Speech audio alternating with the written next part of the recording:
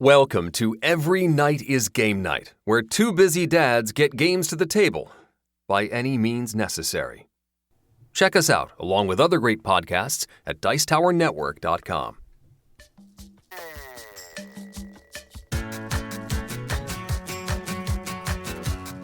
Every Night is Game Night, episode 171. Best in Class and some underrated games for Thematic Adventure.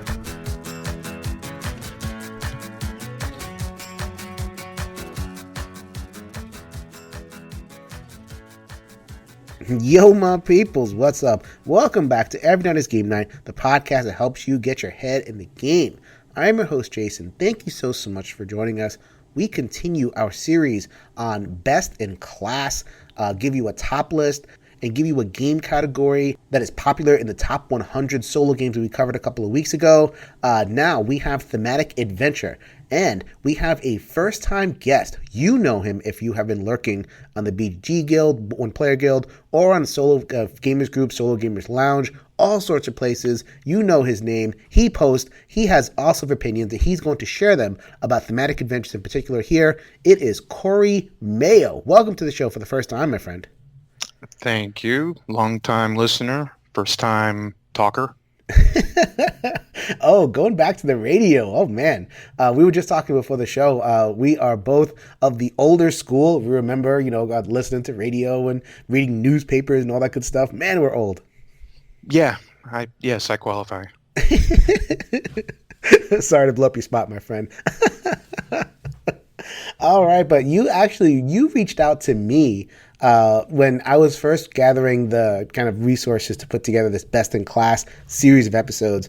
I was thinking of doing a separate one on Thematic Adventure because it's so, it's something that solo players really, really love. Like we go over on Top 100, so many of the Top 100 games are thematic games.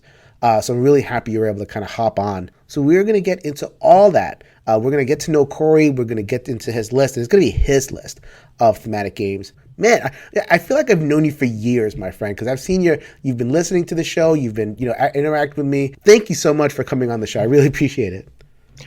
Hey, thanks for letting me on. I as I was talking to you before we started, talking is not my strong point. I'm a poster. I'm a writer. And yeah, I'm a busybody. So if you're on any of those groups or One Player Guild, you've probably seen my Jack Burton avatar. I can't help myself. Oh, we're gonna get to Jack Burton in just a second. we got him coming up. But before we get to that, since I have you on, and so many people know you, maybe tell the people a little bit about yourself, how you got into gaming, and how you got into solo gaming in particular. Okay, well, I'm an older dude, so as I've heard on your show at least twice recently, I was one of those early D&D players, Dungeons and Dragons with the Satanic Panic. That happened to me too. Yep. My mom's friend offered to buy all my stuff from me and burn it. So Really? Wow. Yeah, I told my mom, I'm like, my books are kind of worn. I could just go buy new ones. But she's like, no, just ignore my friend. But from there, I went into the Magic the Gathering thing in the early '90s and other CCGs. But I took a break to go be a miscreant and hang out in bars and listen to music for many, many years.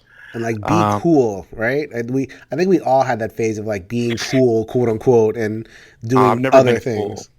Oh, come on, dude. I've never been cool. Come on. You are a music journalist following indie bands around, on your car and interviewing them. That is cool. Yeah, I did that. Yeah. Paid nothing, but it got me in the shows. That's awesome. But as I got older, I decided to kind of chill on that, and I really got away from gaming. I'm not a video game player, not at all. If I ever played video games, it was Madden, and then only on franchise mode because I got no dexterity with the thumbs. I can't hand-eye nothing. But anyway, getting back to the game thing, I'm one of those people that caught Will Wheaton's tabletop. I think it was into the second season, and even my wife was making fun of me because I watched every single episode just back to back to back. and bought a few games. And then I became a dad. Yep, there it is. And yeah, and that's honestly, I bought I bought Roll for the Galaxy Hmm. with intent to play it with other people. And my daughter was born, and I had this game, and I thought, well, someday I'll get a chance to play it with other people. I might as well learn it. So I was playing it two-handed, and I think I played it every night for 2 to 3 weeks, and was loving it, even though it was just two-handed. I didn't know. I didn't know back then that that's not real solo, but I was having a blast. So I took a chance on Mage Night, and that was it. I was hooked. I was hooked. Yeah. Oh, we will get to Mage Night in a second. A lot of I'm putting a pin in a lot of these things. They're definitely gonna return to some of that stuff. But absolutely, we've done a lot of episodes about how solo gaming.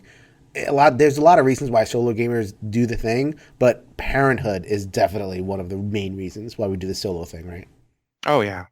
Yeah, I mean, probably 90% of my gaming is after the kids' bedtime. Mm-hmm. Yeah. Oh yeah, so we're here down at the kids' bedtime. We're taking advantage of that little slice of time between the kids falling asleep and us falling asleep. Yeah. Yeah, no, I'll play I'll play a 6-hour game of Mage Night over 6 days. Yes. What is it? It's 6 days. So like you Yeah, get the one one round at a round, time. Exactly. one round at a time. Exactly. That's awesome. I love that.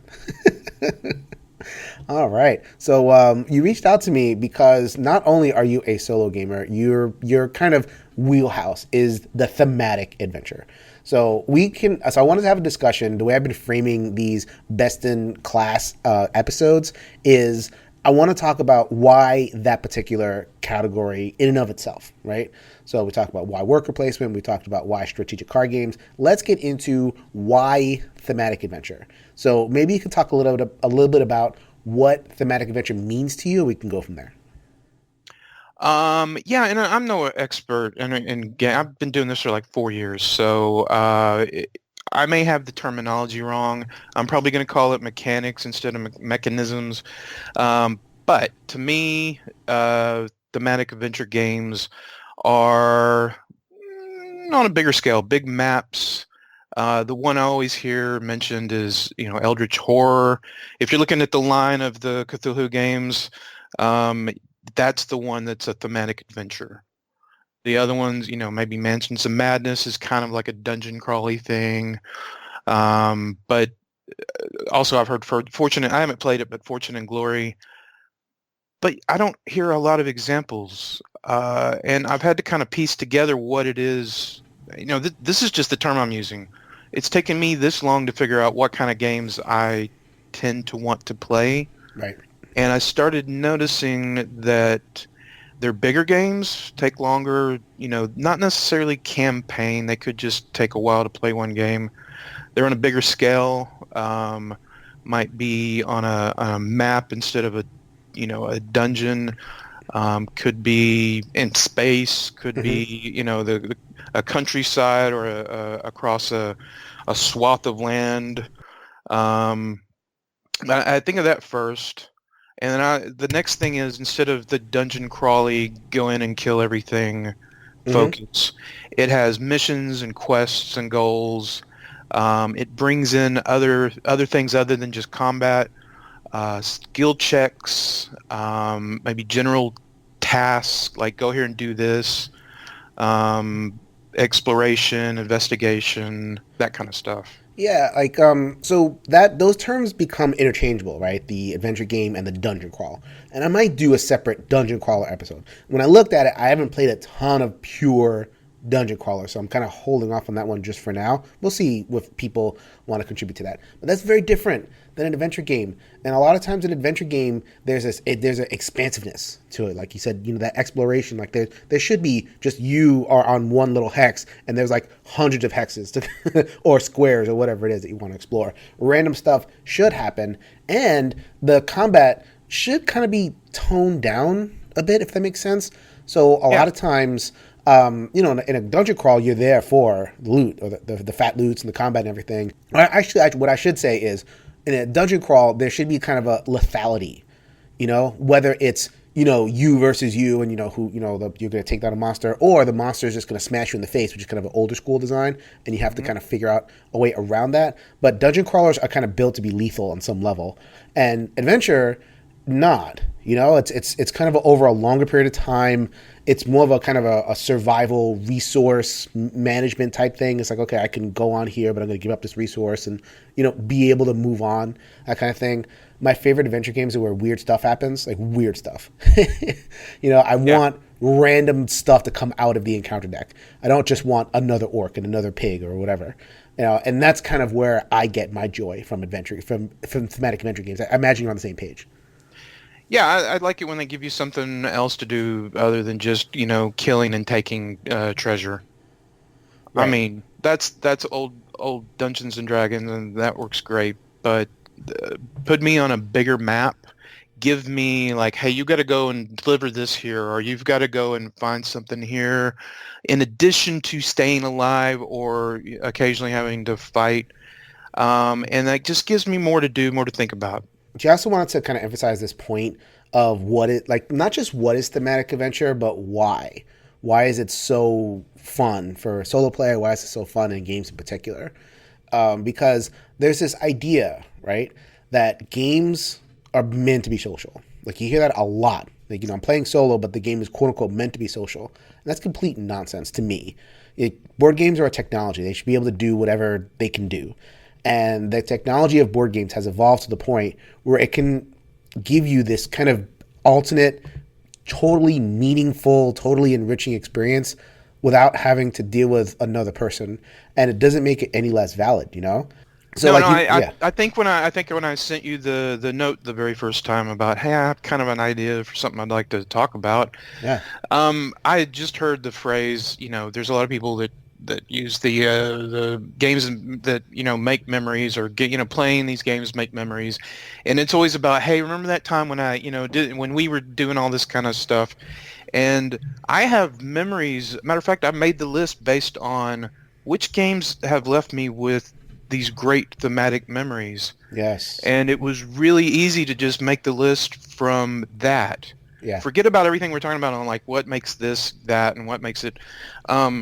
These games, more than just the dungeon crawls or the smaller games, they're, I hate to overuse the word epic, but they're kind of epic in scale, and they create these moments that are memorable and thematic. And that's the other part of the adventure game, the theme.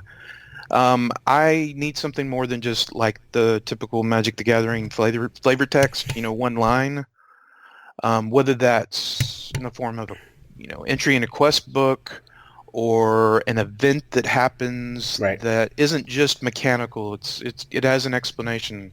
You need to do this. Like, it does both. It gives you a reason for it, but it also actually changes the game state. We talked about this when we did the episode on the Marvel LCG, where the story can't just be in the flavor text, or else it doesn't count. Like, it has to change the game state a little bit. And the best thematic adventure games, like, there's always a card flip, there's always a tile flip, there's always something new that's popping up that makes you react to it, and it makes sense. Like, I'm reading your article here. Like, you have to. Corey's hilarious because he's a writer, so everything is written out. He sent it to me. What I love what you wrote here, which is that the thematic game, things make sense. When you're playing Mage Night, it makes sense that you're going out and conquering the tower, and it makes sense that you can't see the tower unless you're near it. And like, all this stuff makes sense. So in the context of the game, the actions it's providing you, or the changes to the game state, makes sense with what the so-called flavor text says. Right. And so like a game could be thematic if the moves make sense before you make them, and also if you, after the fact, you have a memory of it, and the memory isn't just like, oh, I did this, I hit for 74 damage. The memory is some kind of thematic motion or movement or something like that. We're going to get into a lot more of that when we break into the individual games, but we wanted to kind of set the context because I think we both define thematic adventure a little bit broader, because a lot of times people think of thematic adventure as, I am a character in this thing.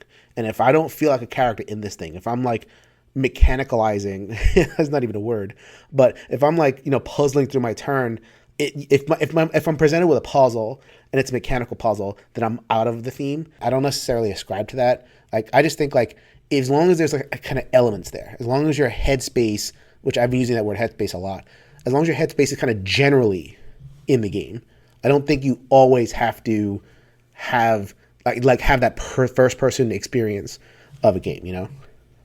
So Mage Knight. When you said I'm kind of puzzling over I immediately thought of Mage Knight, and So you let's asked, do it. yeah, you Let's asked do me it. like, is Mage Knight a thematic adventure? And my knee-jerk reaction was no, but, Right. and I won't get into the second part, but You know what? Let's just do it right now. Let's just yeah, talk about Mage Knight, and then we'll go into the top 7 underexplored list. Why not? Let's sure. break whatever. We're having fun over here. We're breaking our we're smashing the outline. Sorry, man. Doing damage to your outline.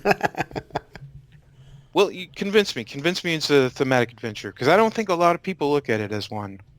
So okay, so it's the number 1 solo game, and actually we're doing this episode before the 2019 list comes out. So I don't know if Mage Knight is 1 or 2 this year yet.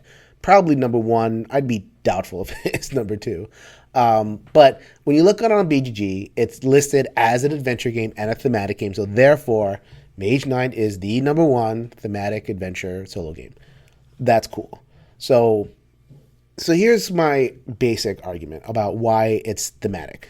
Yes, the core of the experience, the turn by turn stuff is very mechanical. It's a hand management puzzle, right? You have to figure out which cards you're going to play. You're going to figure out which cards you're going to empower with your crystals, and which cards am I going to play face down for the +1. Like puzzle, right? Oh yeah.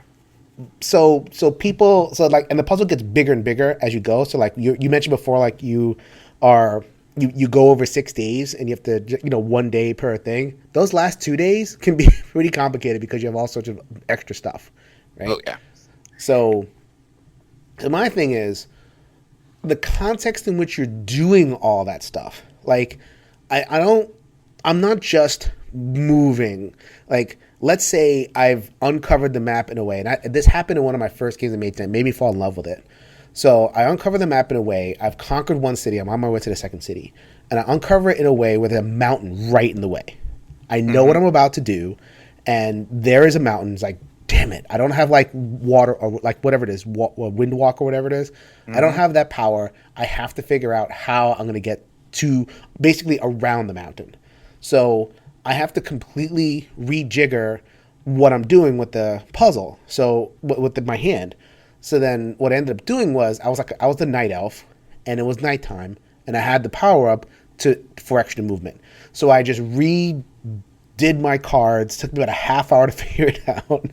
Walked all the way around the lake, all the way around the mountain, came around the backside, avoided one of the monsters that was like sitting on the front side, and was able to attack the city.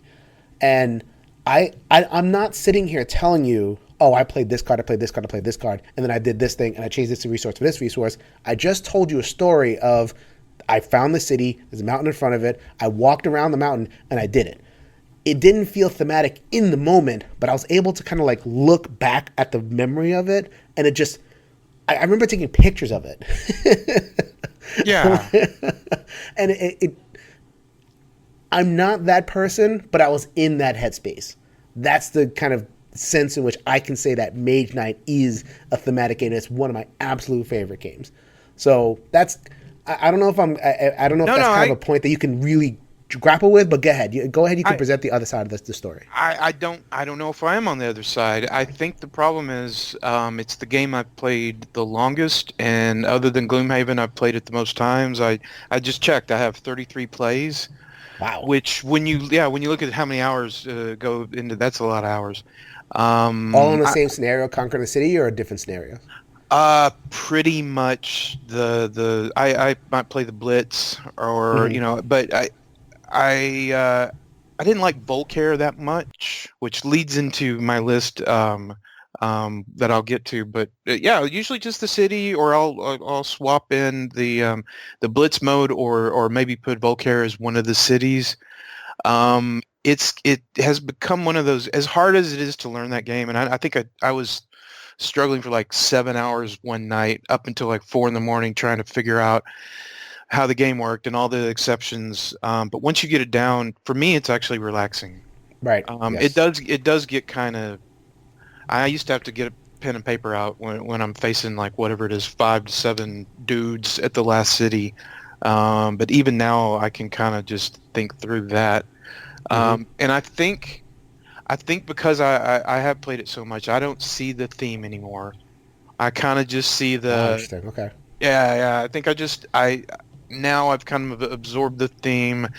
I don't think about burning a monastery anymore. I'm just trying to get that what's it called, artifact, you know. Uh-huh. Um, but yeah, that's horrible. That's a horrible thing that you do. You lose one reputation. That's thematic. I know. Actually, what does it do? Actually, 3, I think. Yeah. So yeah, I'm like, I'm gonna have to go out and kill 3 little dudes to get them back on my side. That's the funny part. Hmm. Win them back by killing dragons. Yeah. Well, you played a lot of Gloomhaven. Would you consider Gloomhaven a thematic game? Um, yes, but not an adventure game. It's very much a tactical. In my opinion, it's a tactical Right. dungeon crawl. Right. The little things you do in the between, they're fun, but they're so disconnected from like the majority of the gameplay. Hmm. What I mean, it is fun though. It's kind of like that was always my favorite part of D&D was getting my experience points after playing through something and like where am I going to spend it? How am I going to upgrade? How close am I to that kind of thing? Right. Sometimes more than actually playing it. That's why role player is good. Oh yeah. That game was made for me. Absolutely. So we're defining theme a little bit more broadly. So, like with a lot of arguments, it kind of gets solved with depending on how you define your term. If you define a thematic game as I am a character in this game doing the character things, then no, Mage Knight is not a thematic game. You're not, Nova Ross, recruiting allies and all that kind of stuff. You are a person with a hand, and a hand has cards, and the cards have numbers, and you're doing your thing. More complicated as the game goes on. But there's enough there to kind of point your imagination in the right direction, and then your imagination fills in the gap. Like I like to say, and I said this on the pod with Paul Grogan and Mark Davis about thematic games. Theme's a magic trick, and the Mage Knight box, it doesn't want to only cast that one magic trick on you. It wants to give you a mechanical experience as well. But I think it does just enough to kind of point my eyes toward theme, and then I just fill in the rest. And for a lot of people, like I think of Brady Sadler, who hates Mage Knight, he doesn't fall for it. It's just mechanisms, and he's like, I'm not playing this. I totally get that. But like for me, because I like a little bit of more heaviness, and I like the payoff, I like the fact that you do all this stuff. You mentioned before, like, you get to the city, there's 7 things there. You spend a half hour puzzling it out. But then at the end of it, you've conquered a city. And you haven't just like solved the math puzzle. You've conquered a city. And Exactly. I can get into that, And you feel smart about it, The thing that you said that I love about Mage Knight was, you didn't have the card, you knew there was a card that would get you like either over the mountain or like maybe if you had the dragon guy, you could have flown over it. Right. You didn't have it, but you figured it out. Right. And love it. oh yeah, and I mean I can't tell you, even after 30 plus games, I'll sit there thinking I don't have I need to get over here and get that spell from that mage tower. I don't have it, and then you puzzle it out and you're like, oh wait, okay, I can do this and flip these for a couple of whatever, and there it is, you have the numbers. But I also I like what you said, it's a magic trick. Like, don't look at the math. Don't look at the math. Don't look at the hands. Don't look at the gears. Throw with the sword. You're not doing math. That would be boring. Yes. So, like, I mean, I fall for the Mage Knight magic trick, and it's trying in its own way to cast that spell, and I am willingly in getting enraptured in that spell. You can easily look at it, and it falls apart, and you can say, okay, it's not a thematic game. To me, what is a thematic game? It's like it's a game that's casting a spell. And some games do it differently. Some games are very like they only cast a spell. There's not a lot of mechanical depth to it, which we'll get to. Well, we're going to start to get to your list now in a couple of minutes. But that's kind of how I'm approaching the question of theme. I don't necessarily need to be like, feel like a fierce warrior or whatever it is, which I think some people think that. I just need to be in that. I just need to be immersed.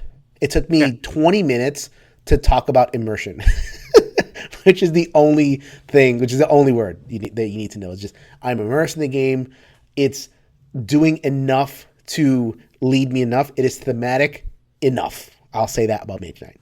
Yeah, I think you're right. I think my knee-jerk reaction was the fact that I a lot of times I'm focused on that puzzle, taking what I've been given, and then when I really think about it, I'm like, that's not much different than like the dry Euro cube pushing mentality that ignores theme. I think that maybe it's just I've played it too many times. But yeah, it is. I mean, Yeah. it's a big map. It's got everything we're talking about. I Yeah. mean, you literally get an artifact for burning down a monastery, and that's where they keep the artifacts. Yeah, that's it. You're right. It is. It's a thematic adventure. Yeah. It's thematic enough. So Yeah. I definitely think we can leave it there. Okay. So now that we have talked about kind of our framework for what is a thematic adventure, we define it pretty wide. We could obviously list some of the best and biggest thematic adventures. I mean, there's so many. We've Tainted Grail is going to be it's either here or coming by the time this episode airs. Seventh Continent was a very, very big one, which is high up on the solo games list. Mage Night and High on my Gloomhaven list. and Yeah. a bunch of other games, but we're not going to be about that this time. What Corey wanted to do, and I knew Corey wanted to do this because he's the guy that looks at the 101 to 200 of the top solo, and that's like kind of more interesting on some ways than the top 100. So we're going to talk about. Yeah, It's not more interesting. It's the fact that I've bought so many. I think I've probably bought like 300 games and sold 150 of them. I've gone through just about all of the games on the top 100. Right. I've got to go to the second 100 just to find new stuff to buy. Absolutely. Which All right. I shouldn't still be buying so many damn games. But yeah. We are going to get to Corey Mayo's top 7, and 7 is probably just the number that he came up with. I'm not sure why I didn't tell him to do 7, but we're doing 7. Top 7 underexplored thematic adventure games. So we're talking about underrated. We call it Beyond the Hotness here on this show. Games that you may not be talking about, but which deliver that overland, wondrous thematic punch. So we are going to go 7-1, and Corey is going to take the lead. All right. Well, I went with 7 because these were the 7 that had memories that had been created, and my number 7 is Legends Untold. It is it came out. No, it came out this year. It was released this year, and it was a Kickstarter that kind of has been percolating for like 3 years or so. Right. It comes in 2 sets. You can do a cave. I don't have the names in front of me, but I think one is like the Weeping Caves. Yeah, Weeping Cave, and then the other one is the Great Sewers. Great Sewers. And it's a nice little card-based game, very indie, and made with lots of love. It's got the low magic angle where you're starting with, I've heard this term, level 0 characters. Right. You're not a fighter. You're someone who hasn't yet learned how to fight. You're a commoner. Yeah, you're a commoner. You might be a farmer or and not even a blacksmith, like a forge hand, someone helping the blacksmith. You're not even good enough yet. You just got but there's horrible things afoot in the nearby caves, and somebody's got to look into it. It's got some. So the map is a set of cards, and each card has exits, and each exit has an amount of light. So it's you might have total darkness, or you can go for a really bright exit. But the game tries to balance what's going to happen if you go through the one that's well lit. You're not going to be surprising any monsters, so you may have a problem there with anything you may face. But you could also be tripping around in the dark, setting off traps. So I like that. I think it's very thematic. I'm always I'm always trying to get the drop on the any bad guys that might be in the next on the next card in the next cave. Mm-hmm. Have you played it? Oh yeah, we reviewed it on the show. Oh, okay, that's right. I did enjoy it. So I got a similar game kind of around the same time, Gloom of Killforth, which is from Hollow Nothing, and it kind of so Hollow Nothing's a much more expensive game. This is with a giant asterisk. Legend Untold might just be the lower cost game for you to deliver this stuff. But comparing the two games, as unfair as it is, I just felt like Gloom of Killforth gave you a bigger, more expansive stuff. More stuff happened, more stuff to do. And like you mentioned before about the surprise, I just felt like Legends Untold put too much dice rolling in the way of that surprise, especially when there was combat, because you had like the surprise round and the archer round and all this other stuff. It was like, all right, I'm check, rolling. And that was just a little bit of a difficulty for me. I think they tried to put like mechanical combat into what could have been like just a really open-ended exploration resource management game. So I mean, Legends Untold is good. It just compared to Gloom of Killforth, I'm going to go with Gloom of Killforth. Yeah, it is definitely flawed, but it's very charming. All right, so that was Legends Untold. Recommendation for me, I'll throw in an extra recommendation for Gloom of Killforth in this space. But we are going to go on to our number 6, which is actually the icon on your BGG logo. Yes, my number 6, which I'm surprised it's not higher, is Big Trouble in Little China, the game. Which is a game, I haven't played it, wasn't able to track down a copy, but it is like, it looks like so much fun. From Everything Epic, I think. From Everything Epic, yeah. Yeah. From the, I think, was it Tales of the Lost Tomb? No, that's not the title. Secrets of the Lost Tomb, yeah, which I have not played. But when I saw this game, I at the very beginning when I got into the hobby, anything that remotely, was like IP I liked, I would just buy. And I kept getting disappointed over and over again, especially when I bought the legendary version of Big Trouble in Little China. It's not horrendous. Yeah, it's not good. So I kind of waited on this, and then I grabbed it, and I love it. It's not a perfect game, but if you're a fan, Big Trouble in Little China is my number 1 favorite movie of all time, even over Star Wars and all that kind of stuff. I've seen it probably all the way through, probably 30 plus times, which I don't tend to rewatch movies. I can't get enough of it.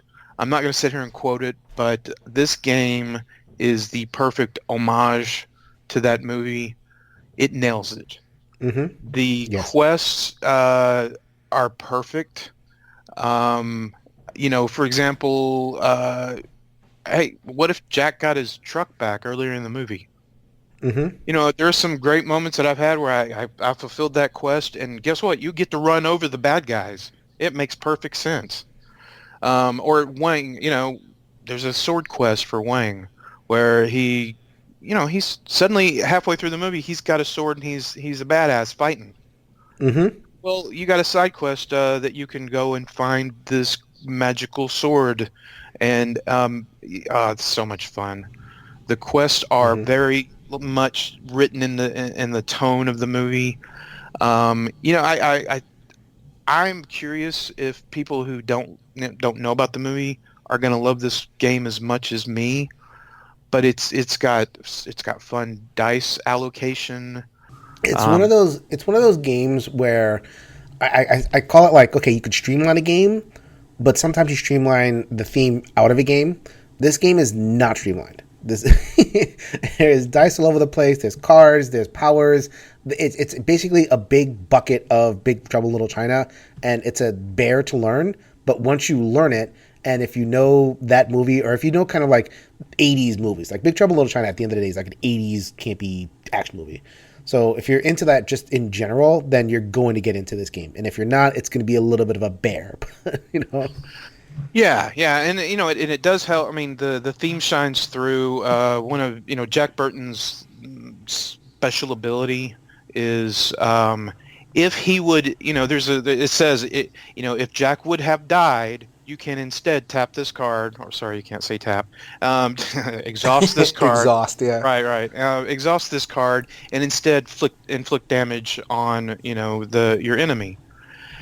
Okay, it just takes a little. If you know that how the movie ends, the big bad guy throws a knife at him. He catches it, turns around, and throws it without even thinking, and kills the bad guy. And it's all Spoilers. Yeah. The movie is so old. If you haven't seen it by now, it's just because you're young. There you go. Yeah. It's got a big con though. If you're a gamer, a real gamer, it's not going to take much work to figure out how to always win. Right. There are some, Chinese fireworks will take out an entire group of bad guys. So I have to play on the director's cut level of difficulty, and even then, this isn't a game you play to dive into strategy. You play this because it's fun. And again, the minis are so great. Oh, so great. So that was Big Trouble in Little China. Recommendation for that one. I've only demoed this game, so I played like a full mission, guided through by one of the. I think Chris Batalis is the publisher. So that was fun. I do want to dive into this one more. So it's a really, really good call. All right, so we are going to get to number 5, which is a game that I'll be honest with you, it's the one game on here that I've never heard of. Really? I've never ever heard of this game. So I'm going to give you the wheel, and you're going to tell us about the Pirate Republic. So, I'm a big Mage Night fan, and this game popped up on Kickstarter a few years ago, basically admitting, hey, we're big Mage Night fans, so I made this game that's basically Mage Night with pirates. And wow. I didn't back it. I'm like, there's no way this guy's going to pull this off and make a great game. I don't care that much about pirates, not interested in the history or any of that. But I started seeing some, not reviews of it. Like you said, this is not a game that a lot of people have even heard of. It's from, I think it's Greenfoot Games. Yeah, and it's not even a company you've heard of. Taking your word for it, my friend. Yeah. And I started seeing pictures. I'm like, oh, well, that map looks kind of cool. Okay. And I watched, I think it was Colin from One Stop Co-op Shop, and he went through. I'm always just checking out playthroughs to see. That's where I figure out if I'm going to be interested in the game, and it's very much like Mage Knight, but where Mage Knight has the calculations, if you're going to win a fight, you do. I mean, all the numbers are right in front of you. This one, you don't. There are just a couple of dice that you roll in the game that keep you on your toes. If you don't like randomness, I mean, you can get destroyed by just losing initiative in a battle. But I picked it up. I really wasn't sure if I was going to, and I love it. And what really makes me love it is the guy who made this game is a huge fan of the history of pirates. And you don't play a random pirate. You play a real pirate from history. Where this game really kind of grabbed my heart was there's a card called Plead the Belly. And, this is just like Mage Knight. You're going around a map killing things. It's got some it's got some interesting thematic cards that don't even make sense to me. I had to look up what is grog? Okay, that's alcohol, things like that. But Plead the Belly has a picture of Anne Bonny kneeling before somebody, and you see the feet around her. She's been captured. Right. And she has bowed her head before them, and hidden behind her back is a knife. So I'm like, what, Plead the Belly? So I looked it up. There is an old law, I think, what is it? Common law, whatever, old English law, that a person who is pregnant and convicted of a crime to be put to death, they can't be put to death if they're pregnant. You Oh, you got right. like you can't kill them right then. You got to wait until Yeah, they okay. give birth, and then you kill them. Right. So on this card, if you plead the belly, you get to reroll initiative and do a close quarters attack. That is funny. And I'm like, oh, I get it now. And I'm Yes. diving into the theme on the cards, and I really respect the amount of uh, thought and theme, historical theme that's been put into the game. Absolutely. It's also just really cool. It's kind of like it's Mage Night at sea. Hmm. So yeah, it's like I said, if you don't like randomness, it'd be like playing Mage Night, and then suddenly the bad guys get the drop on you, so all your math falls apart. But you can work around that, and it's got beautiful components. The deluxe, it has metal ships. It looks great on the table. It's Awesome. All right, so I've been dropping in with like random associated games. I'll give you another associated game in terms of like a Mage Knight remix. Champions of Horror was a game we reviewed a couple of years ago from Greenbrier Games. Walter over there, it's kind of his love song in terms of owing a lot to Mage Knight and putting out this world. This one, you're doing a lot of the same stuff in terms of playing cards and multi-use and all that kind of thing. It's playing out over Hex, and the way he did it was the Hex kind of moves because it's an unstable world. So every once in a while, you're going to pull from a world deck, and the whole map, like that Hex grid is like a honeycomb thing, is going to move to a whole different part of the board and like just kind of like change the meta a little bit. The combat is very kind of it's very Mage Knighty. There's a lot of like Mage Knight echoes. I'm not gonna say it's the same game, but just to kind of give the sense of like, okay, there's a lot of these, right. and there's another Mage Knight variant remix that is maybe a little bit more direct, is a little bit later in the list, but I'm going to throw that one in there as well. That was the Pirate Republic, and that was also Champions of Horror. We are going to move to our number 4. This game I have heard of. I've not played it. Not sure if it offers anything that I haven't seen before, but you're going to tell me all about Hexplore It. Hexplore It. Yeah, I looked at this game and dry. It's got it's got dry erase boards. It's got a huge map, big pieces. There were just some things about it that I was drawn to. So I gave it a try. It was one of those kind of impulse buys. And it stayed on my table for 6 weeks straight. I don't even want to describe the game to you because people. I mean, I heard descriptions. I'm like, I don't know about that. That's one of those games that when somebody describes it, you're like, I mean, do I need this? It sounds like I've Yeah. got all of this, but it is really different. Um, it feels different. And it's got a ton of theme, and it's got a ton of content. I mean, I think I was 2 weeks into playing it, and the Volume 2 had just hit retail. And I bought Volume 2, and then it showed up, and I moved Volume 1 off the table and put Volume 2 in, and it was even better. Matter of fact, it fixes a lot of the issues. So I don't know how to describe this game. It's big map. It's a pretty straightforward yet. What would you say is the number one identifying distinguishing characteristic? Because it doesn't do a lot of the same things that a lot of these other games do. What would you say Hexplore does that's different?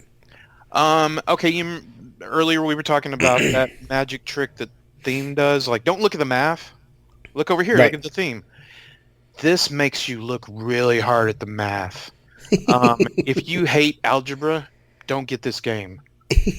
I mean, it like your power will be, you've got a few attributes, and you may have a power, but in the description of the power, it's like those what do you call them, word problems that you had, Yeah. where instead of just 1 plus this divided by this, it's like, okay, you got these people on a bus, and they're over here, and 1/3 of the people are on the, that's how the powers are written. It sounds horrible. That sounds horrendous. I know it, but it's fun. Okay. You get a little math problem, and it's funny. It'll give you a cheat sheet alongside it saying, okay, take half of your whatever stat and add this to it, and you make little notes. And here's what the game does great, really well. It's people talk about sandboxy games. This one really does allow you to just about anything you want. You can go any direction. Volume 1, you have a really strict timer because there's a big bad that's going around taking over all the cities. And at a certain point, all the cities are going to be gone. You're not going to be able to, you go to any of them and buy any gear, and then he's going to come after you. So you got to figure out how to ramp up your party, or it actually comes with some extra powerful heroes so you can play solo, which is kind of nice because there's a lot of math. You're not quite selling me on it, but I mean, I like some games also that have a lot of wrinkles and a lot of silliness to it. One of 5 people like it, I get that. So yeah, that was Hexplore. Volumes 1 and 2, you could probably still get those floating around. Not sure directly from the publisher, but definitely kind of secondhand. All right, we're going to hit our top 3 over here. This game I have heard of, but I have not played it. This is Dungeon Degenerate. Is this the one with the really crazy color scheme? Yes. Yes. Okay. You're going to have to break this color scheme down a little bit because it's a little bit overwhelming. I actually wrote out a phrase I think that describes it. It's day glow punk counterculture fantasy. Yeah, that's what it is. You've got goblins wearing iron crosses, and they're in pink and purple and orange and yellow. It's crazy. I love the art of the Sean. I think it's Sean Auberg. I even ordered his art book. I don't know what it is about it, but I like the art. A lot of people hate it. Mm-hmm. But beyond that, the game is so good. Okay.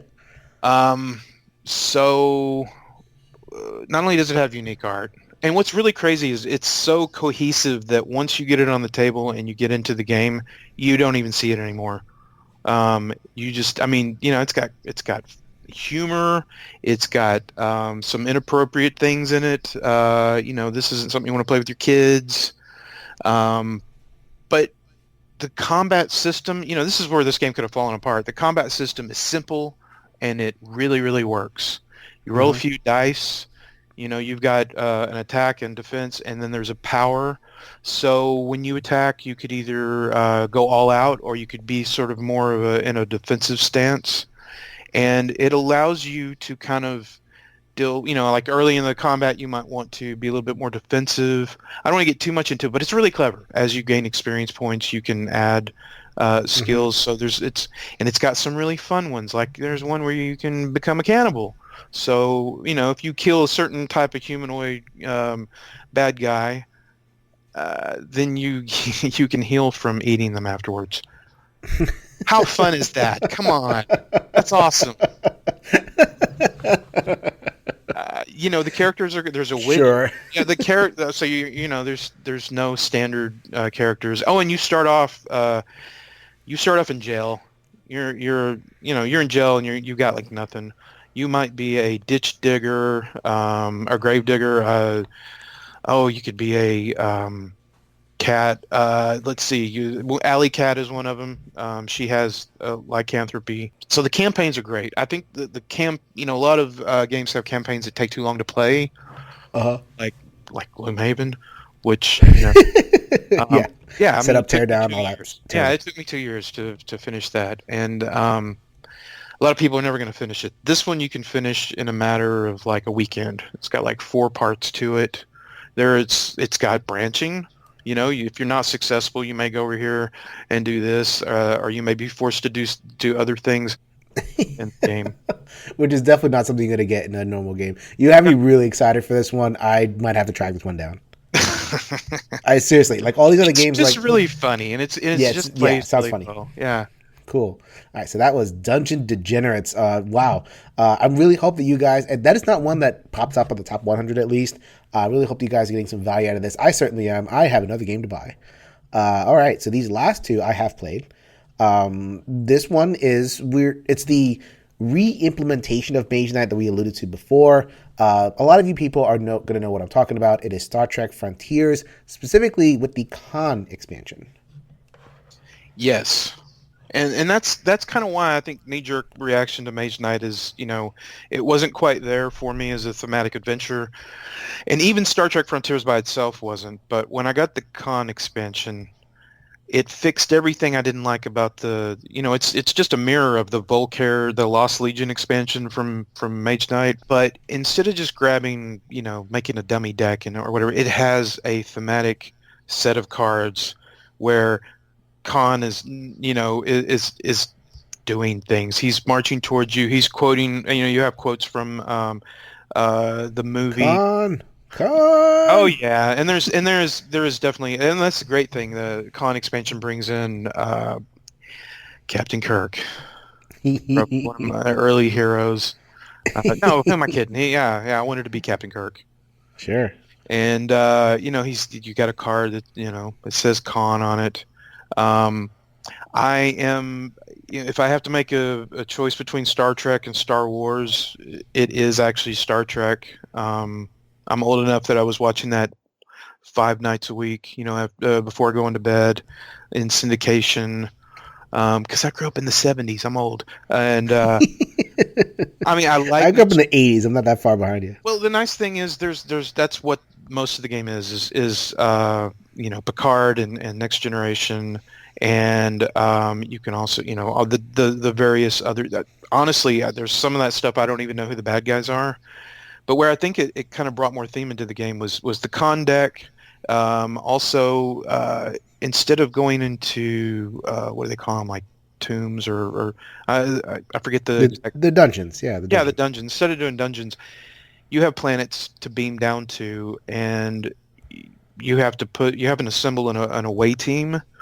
You've got to use diplomacy, and if you can't, you're probably powerful enough with your ship to blow them up, but you're down there with your crew, and it gets bloody, it gets messy, because you've got to fight with just your troops, or in Mage Knight, you've got your what's the word? The allies, you mean? Yeah, whatever they call it. Yeah. You just got a few guys, and the nice thing about it is there's plenty of guys you can recruit that have red shirts on. Yeah. Yeah.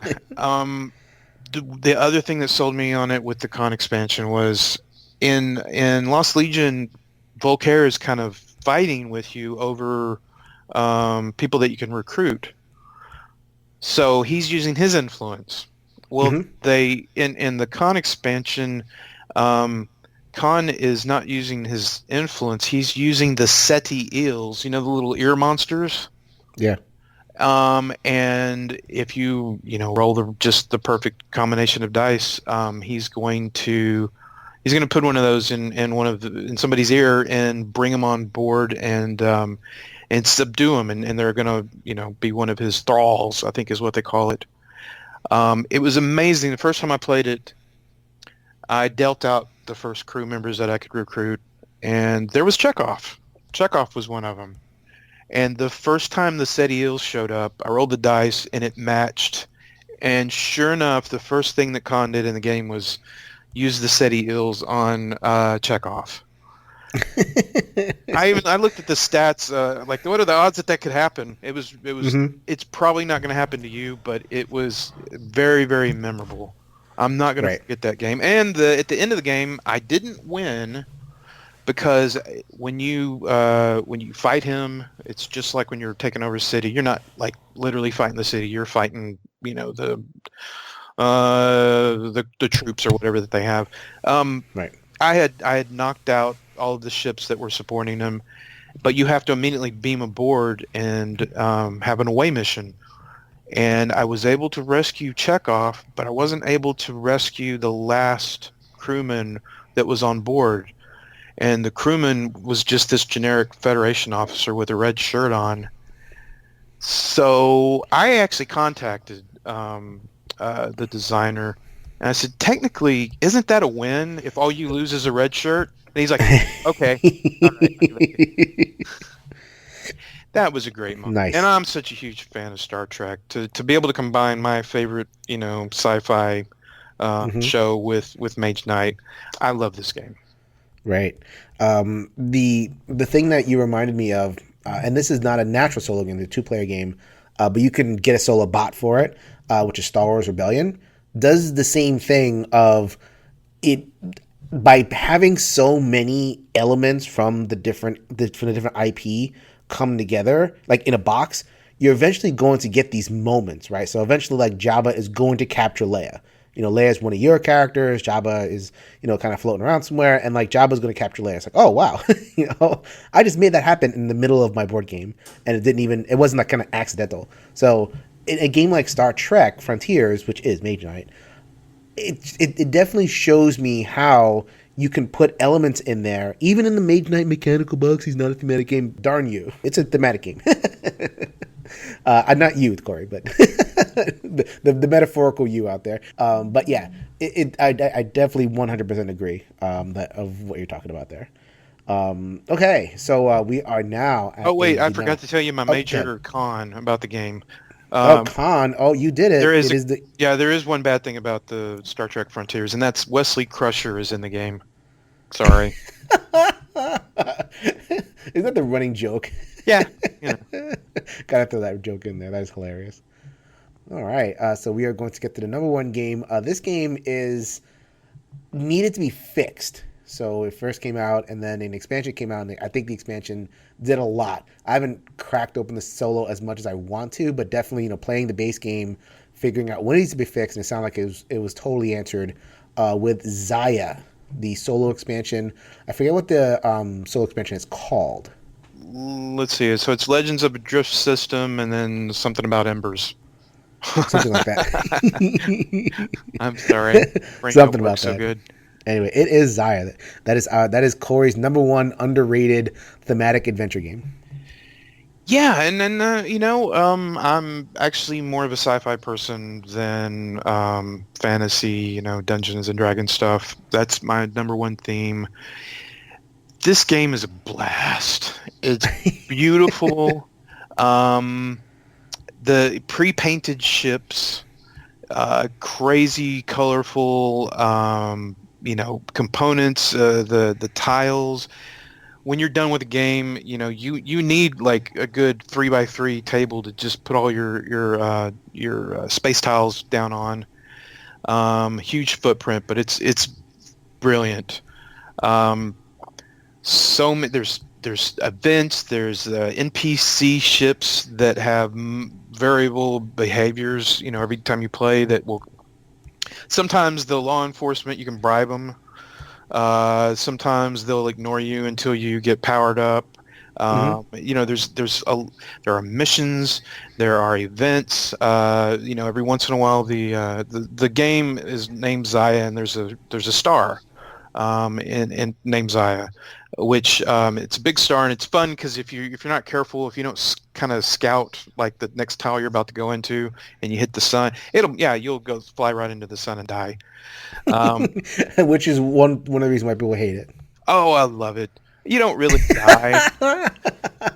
and that's one thing that, like, thematic disconnect that I've seen threads trying to figure it out. Like, why is it you can die and just pop back into existence? I'm like, it's a future. You got clones. I don't know. We had to discuss that, but sometimes the star will throw out huge comets, and that will just destroy planets.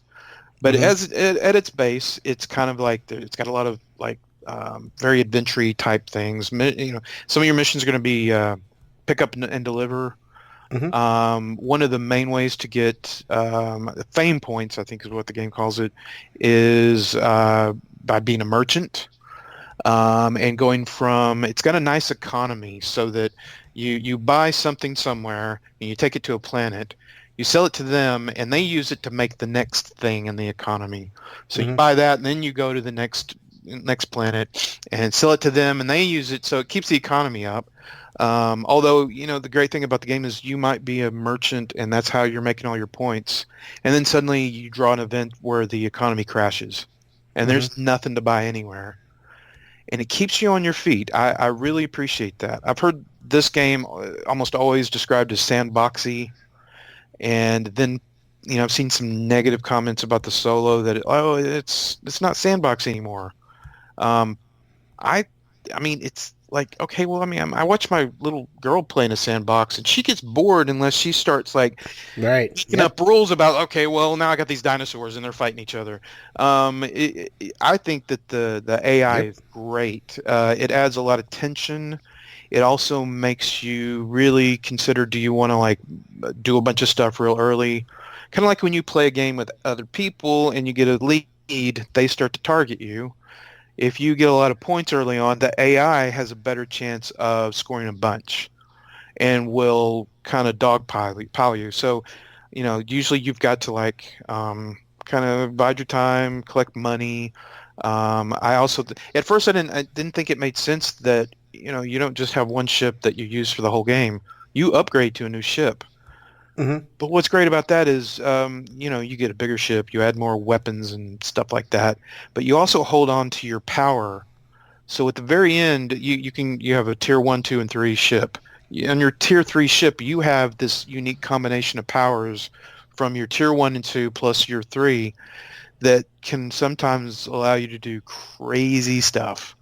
Like, use your engine, hotwire your engine to power your weapons, or use your weapons to like, you to use your weapons to get more distance out of your engine. There's just so many cool things that happen in a game. Um, Hmm. and you can see that the theme just bleeds through. There are dead Yep. worlds where you can search for artifacts and go and sell them. You can every ship has a kind of a protective shield around it, and one of the ships allows you to bypass that. And so you can be like a smuggler, like slipping past planetary shields while the law can't even get to you very easily. I've had games where I just bought a bunch of armor and fought off the NPCs that were after me by ramming them. You can be a Hmm. and there's actually a title that you can earn called Viking, where you're constantly ramming. If you ram, I think if you ram a certain amount of ships, you become a Viking, and then it's because it does a lot of damage to your ship. But Right. oh man, I'm trying to think of all the. Sometimes you just an I think. explorer. Yeah, I think we're good on. I think it could go on for a long time. No, I like it, and it is my favorite game to get out. Sure. So that was Zaya. Embers of a Forgotten Star. Does that sound good? That sounds right. All right, something like that. And that was seven underrated, under seven under the radar, beyond the hotness, thematic adventure games. That was our discussion of thematic adventure, including a defensive Mage Knight as a thematic adventure. Darn you, Brady! Mage Knight is thematic. But that was Corey Mayo. You've seen him post, and now you've heard him talk about his favorite subject. So, Corey, you're not an official content creator. Are you still publishing? Are you still like writing for newspapers, or is it all the technical manual stuff? We're gonna have to interact with you on BGG. Yeah, I'm just a dad with a job now. So yeah, when you normally, Nothing wrong with that. if you want to find me, you don't want to find me. You'll just see me posting stuff probably if you're in the one player guild or if you're on some of the solo Facebook groups. I'm always around. If you want to chat, sure, send me a message. About Dungeon Degenerates or any of these fun games. But thanks so much, Corey. Don't be a stranger. I loved it. Take care.